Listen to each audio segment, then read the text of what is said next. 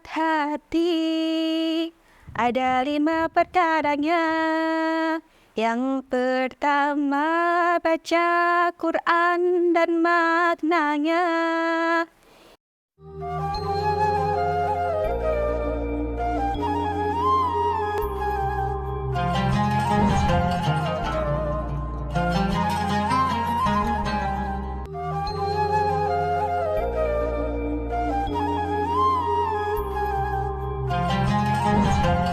Assalamualaikum warahmatullahi wabarakatuh. Alhamdulillahirabbil alamin wa bihi nasta'in ala umuri dunya waddin wassalatu wassalamu ala asrafil anbiya'i wal mursalin wa ala alihi wa sahbihi ajma'in amma ba'du. Puji syukur marilah kita panjatkan kepada Allah Subhanahu wa taala karena berkat rahmat dan karunia-Nya kita diberikan kesehatan dan masih bisa bertemu dengan Ramadan tahun ini. Salawat serta salam marilah senantiasa kita haturkan kepada Nabi Agung Muhammad Sallallahu Alaihi Wasallam. Pada kesempatan kali ini, saya akan menyampaikan materi tentang 3 penyakit hati yang sering kali kita jumpai pada kehidupan sehari-hari dan bagaimana cara mengobatinya. Adapun saya menyampaikan ini semata-mata untuk pengingat terutama bagi diri saya sendiri dan semoga bisa menjadi pengingat pula untuk anak-anakku dan teman-teman sekalian. Hati merupakan unsur yang sangat penting bagi diri manusia. Tidak hanya bersifat materi tetapi juga immateri. Dalam hal ini Nabi memperingatkan kepada kita bahwa ketahuilah di dalam tubuh manusia ada segumpal daging. Apabila segumpal daging itu baik, maka baiklah seluruh tubuhnya. Sebaliknya, apabila segumpal daging itu busuk, maka rusaklah seluruhnya. Segumpal daging di sini yang dimaksud adalah qalb atau hati. Tadi disebutkan hati bisa bersifat materi dan immateri. Hati yang bersifat materi yaitu segumpal darah yang sangat penting bagi tubuh kita, bagi kesehatan kita. Jika hati ini sakit, maka akan berdampak terhadap organ tubuh yang lainnya, seperti mata menjadi kuning, kaki dan perut membengkak, dan penyakit inilah yang biasa kita sebut sebagai hepatitis. Sedangkan hati dalam arti immateri yaitu unsur yang bersifat psikologis dan akan berdampak, akan nampak dalam perilaku kita sehari-hari. Nah, inilah hati yang bersifat immateri tidak kalah penting untuk kita jaga. Supaya apa? Supaya tidak terkena penyakit hati. Adapun penyakit hati yang kali ini akan saya bahas adalah yang pertama yaitu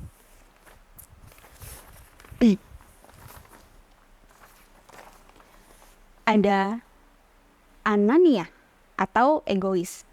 Seringkali dalam kehidupan sehari-hari kita bertemu, pasti ada saja di lingkungan kita orang yang kita nilai, wah si A egois, si B egois. Nah, egois ini apa sih? Egois adalah sifat mementingkan diri sendiri tanpa mempedulikan orang lain. Penyakit ini bisa menghinggapi siapa saja, baik tua, muda, berpendidikan, berpangkat, semua bisa terserang penyakit hati yang satu ini, egois. Penyakit egois ini, penyakit hati egois ini dapat membuat kita dibenci oleh orang lain. Ya, bahkan orang lain jadi tidak peduli terhadap kita, saking kita hanya mempedulikan diri sendiri.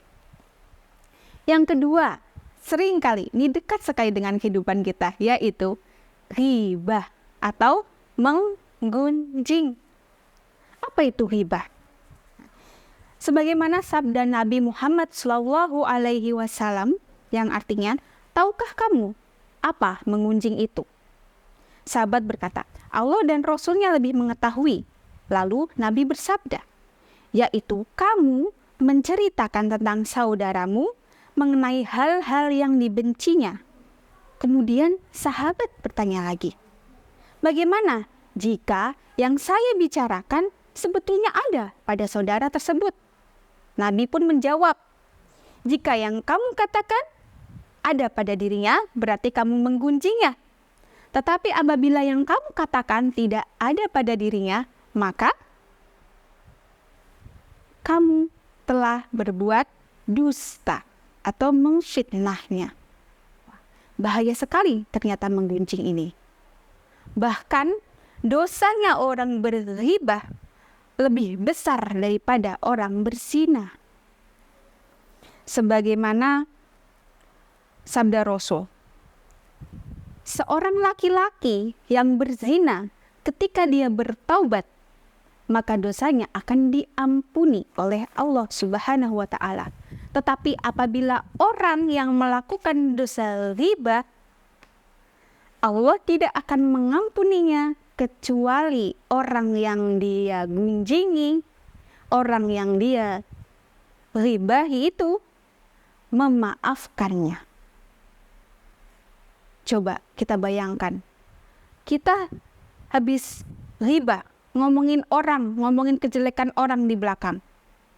Sekalipun kita bertobat, tapi kita tidak meminta maaf kepada yang bersangkutan, maka kita tidak diampuni. Nauzubillahi min dzalik. Ketika kita punya dosa kepada Allah, kita bertobat, akan diterima. Tapi kalau kita punya dosa kepada manusia, itu urusannya lebih rumit, karena belum tentu orang tersebut mau memaafkan. Maka sebisa mungkin hindarilah ghibah. Yang ketiga ada namimah atau adu domba. Ya, adu domba itu membuat orang lain saling bermusuhan. Ya, di depannya si A kita ngomong bla bla bla, di depannya si B ngomong bla bla bla lagi, nanti beda lagi yang disampaikan. Mengadu domba. Orang yang mempunyai sifat namimah tidak akan masuk surga, seperti dijelaskan dalam hadis Nabi Shallallahu Alaihi Wasallam. Qala Rasulullah Shallallahu Alaihi Wasallam, la yadkhulul jannata namam.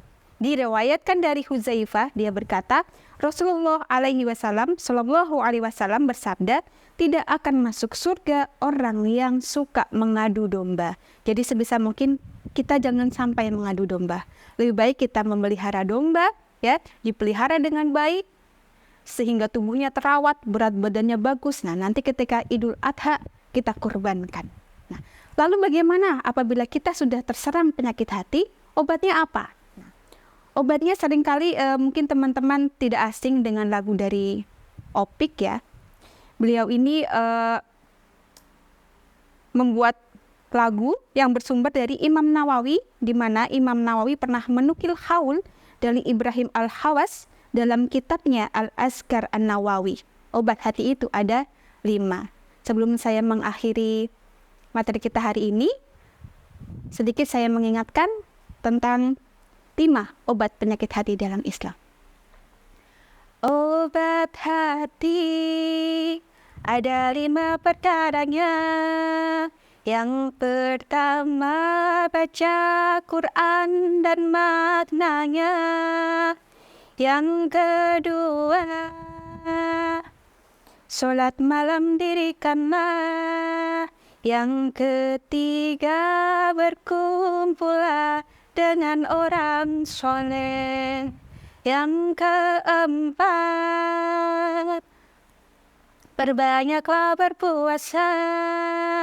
Yang kelima, zikir malam perpanjanglah.